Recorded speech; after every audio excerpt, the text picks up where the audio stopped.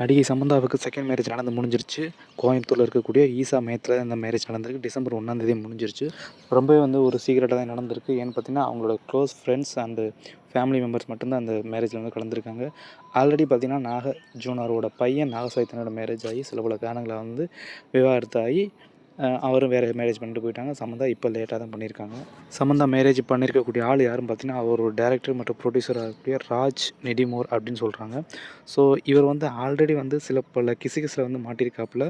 என்னென்னு பார்த்தீங்கன்னா, the family man ஒரு சீரிஸ் எடுத்திருக்காப்புல.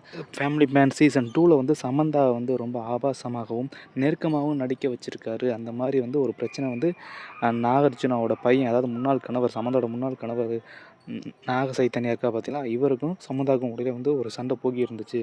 ஸோ இந்த சண்டை தான் வந்து இவங்க 2 பேருக்குள்ள வந்து விவாகரத்து ஏற்படுறதுக்கு முக்கியமான காரணமாக இருந்துச்சுன்னு வந்து சொல்லிட்டு வராங்க. இதில் எது உண்மை பொய்ன்னு தெரியல. ஸோ அந்த டைரக்டர் தான், அந்த ஃபேமிலி மேன் டைரக்டர் தான் இப்போ வந்து சமந்தா வந்து மேரேஜ் பண்ணியிருக்காங்க. இவருமே வந்து ஆல்ரெடி விவாகரத்து ஆனவர் தான். சமந்தாவுக்கு மேரேஜ் நடந்தது தெரிஞ்ச அவங்களுடைய family members, friends and fans எல்லாருமே வந்து சமூக வலைதளங்களில் வந்து அவங்களுக்கு வாழ்த்துக்களை தெரிவித்து வந்துக்கிட்டு இருக்காங்க.